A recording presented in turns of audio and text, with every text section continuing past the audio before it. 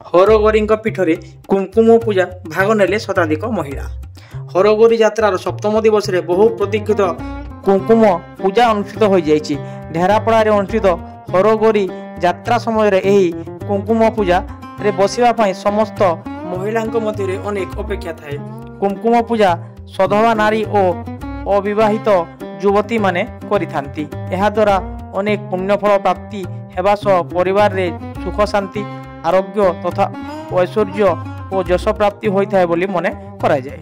ତେଲୁଗୁ ପାନ୍ତୁଲୁ ଆଦିବାଣୀ ଦୁର୍ଗା ପ୍ରସାଦଙ୍କ ଗୁରୁ ଗମ୍ଭୀର ମନ୍ତ୍ରୋଚ୍ଚାରଣ ଓ ବ୍ରତଧାରୀଙ୍କ ହୁଳହୁଳିରେ ସମଗ୍ର ପୂଜାସ୍ଥଳୀରେ ଏକ ଆଧ୍ୟାତ୍ମିକ ପରିବେଶ ସୃଷ୍ଟି ହୋଇଥିଲା।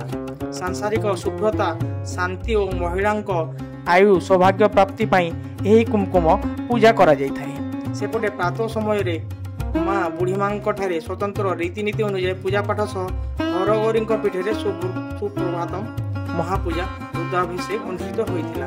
ଆଜି କର୍ତ୍ତା ଭାବରେ ରମୁ ଅଗ୍ରୱାଲ ଓ ପୁତୁ ଲିଙ୍ଗରାଜ ପାତ୍ର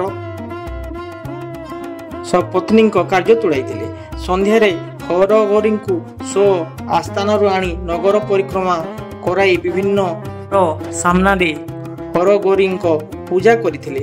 ଆଜି ହରଙ୍କୁ ରାଉରକେଲାର ରିଙ୍କୁ ପାତ୍ର ଓ ଗୌରୀଙ୍କୁ ମାଥିଲିର ନମ୍ରତା ପାତ୍ର ମୁଣ୍ଡରେ ବୋହି ବିଭିନ୍ନ ସାହି ପରିକ୍ରମା କରିଥିଲେ। କାର୍ଯ୍ୟକ୍ରମରେ ସମ୍ବଲପୁରର ପଞ୍ଚବାଦ୍ୟ ଅନୁଷ୍ଠାନ ପକ୍ଷରୁ ଲୋକ ନାଚ ଗୀତ ପରିବେଷଣରେ ଢେର ରାତି ଯାଏ ଲୋକେ ମଜା ନେଇଥିଲେ।